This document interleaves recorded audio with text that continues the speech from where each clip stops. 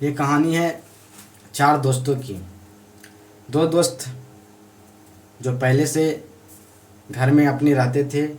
दो दोस्त ऐसा था जिसको घर नहीं थे, उसको रहने के लिए घर दिए दो दोस्त को, लेकिन एक चोरी के आरोप में फिर दो दोस्ती जो आए थे बाहर से, दोनों को कत्ल कर दिया। तो कहानी सुने।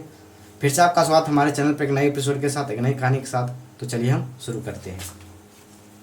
वो कत्ल की ऐसी भयावह वारदात थी जिसे देखकर पुलिस अफसरों के भी होश उड़ गए। जब कमरे का दरवाज़ा खोला गया तो पुलिस को सबसे पहले पैर की अंगुलियां दिखाई दी, मगर मंजर देखकर एहसास हो गया कि यहाँ कुछ बहुत ज़्यादा विभत्स हुआ है। आगे कदम बढ़ाते ही दो महिलाओं की लाशें मिली, जिनकी उम्र 28 से 32 साल के बीच थी। दोनों के ऊपर कई गोलियां चलाई गई थी और क्राइम सीन ऐसा था कि देखकर किसी की भी रूह कांप जाए। कमरे में हर तरफ खून ही खून फैला हुआ था।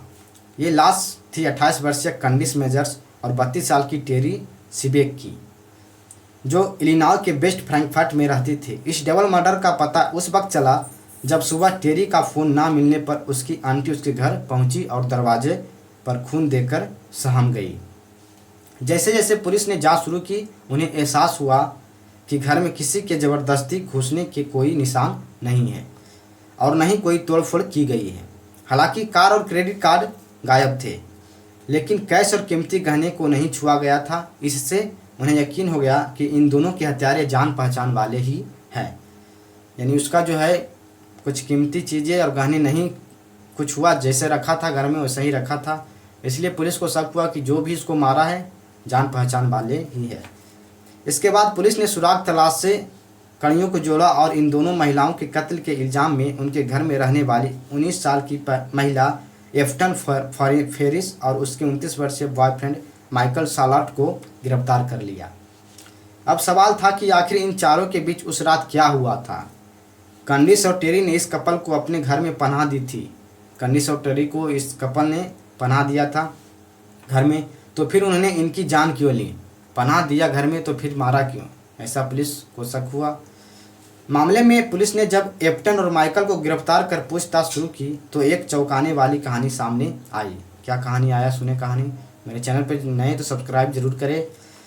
एक ऐसी कहानी जिसमें मामूली चोरी के इल्ज़ाम ने 2-4 लोगों की ज़िंदगी तबाह कर दी। एक मामूली सी चोरी के लिए कत्ल कर डाला। इस कहानी की शुरुआत होती है साल 2008 से, जब एक कॉमन दोस्त के जरिए कंडिस और टेरी की मुलाकात एप्टन और माइकल से हुई। देखते ही देखते चारों के बीच गहरी दोस्ती हो गई। एप्टन और माइकल के पास अपना घर नहीं था, इसलिए कुछ वक्त बाद दोनों कंडिस और टेरी के साथ उन्हीं के घर में शिफ्ट हो गए।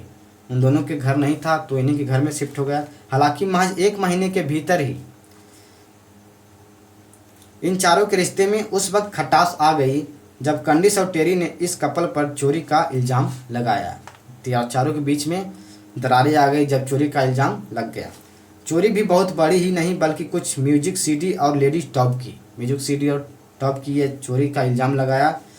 वो 18 अक्टूबर 2009 का दिन था जब दोनों ने एप्टन और माइकल को खूब खरी खोटी सुनाई और अपने घर से निकाल दिया। खूब चोरी का इल्ज़ाम लगाया, खरी खोटी सुनाया और घर से निकाल दिया। हालांकि बात केवल यहीं ख़त्म होने वाली नहीं थी। उसी रात एप्टन और माइकल अपने एक दोस्त के घर पहुंचे। जिसको निकाला वो अपने दोस्त के घर पहुंचा और वहां जमकर शराब पी। उन्होंने शराब पिया। इसके बाद दोनों ने एक सेमी ऑटोमेटिक पिस्टल ली और वापस कंडिस और टेरी के घर लौट आए। जब इसको निकाला तो एक दोस्त के घर में जाकर पूरी शराब पिया, उसके बाद एक पिस्टल लिया और फिर ये जो दोस्त था जो घर से निकाला था उसके घर पहुंचा। अब क्या होता है, सुने कहानी। इन दोनों की प्लानिंग अपने अपमान का बदला लेने के लिए इन्हें लूटकर भागने की थी, लेकिन वहां पहुंचकर सब कुछ बदल गया। माइकल जैसे ही अपने रूम में गया, कंडिस के एक बार फिर उसे चोरी के लिए भला बुरा कहना शुरू कर दिया। जब वो फिर पहुंचा शराब पीकर, पिस्टल छिपाए हुए था, जब जैसे ही पहुंचा वो फिर भला बुरा सुनाना शुरू कर दिया। इस बीच एप्टन ने देखा कि कंडिस अपने मोबाइल से पुलिस को फ़ोन मिलाने की कोशिश कर रही है। जब वो लौटा तो भला बुरा कहकर पुलिस को कॉल कर रही थी। वो तुरंत उसकी तरफ दौड़ी और उसे खींचते हुए रूम के अंदर ले आई। वो जो भगाया था वो तुरंत दौड़ा और जो फ़ोन कर रहा था दोस्त जिसका घर था उसको रूम में खींचते हुए लाया। यहाँ माइकल ने पिस्टल निकाली और कनिष्क के ऊपर ताबड़तोड़ गोलियां चला दी। शोर सुनकर जब टेरी वहां पहुंची तो माइकल ने उसके ऊपर भी फायर कर दिया। उसके सिर पर इस कदर खून सवार था कि उसने इन दोनों महिलाओं पर कई गोलियां चलाई। इस डबल मर्डर को अंजाम देने के बाद माइकल और एप्टन कोलोराडो भाग गए। दोनों को मार दिया और कोलोराडो भाग गया। हालांकि पुलिस उन तक पहुंच गई और इन्हें गिरफ्तार करते हुए उनके पास से खून से सने कपड़े, मृतकों के क्रेडिट कार्ड, आईडी और एक सेमी ऑटोमेटिक पिस्टल बरामद की। हालांकि पुलिस वहां भी पहुंचा और सभी कुछ बरामद किए। इस मामले में पुलिस उस वक्त चौंक गई जब उन्हें मौके से एप्टन की लिखी एक कविता मिली। इस कविता में उसने वारदात और उसके बाद भागने का जिक्र किया था। यही कविता कोर्ट में उनके अपराध का एक भयानक सबूत बनी। जो कविता लिखा था वही कोर्ट में भयानक सबूत बन गया। दोनों के ऊपर डबल मर्डर, डकैती और घर में जबरन घुसने का केस चला और 2011 में कोर्ट ने इन्हें आजीवन कारावास की सजा सुनाई। तो ये कहानी था आज का एपिसोड, जो अपने दोस्त को अपने ही कत्ल कर देता है।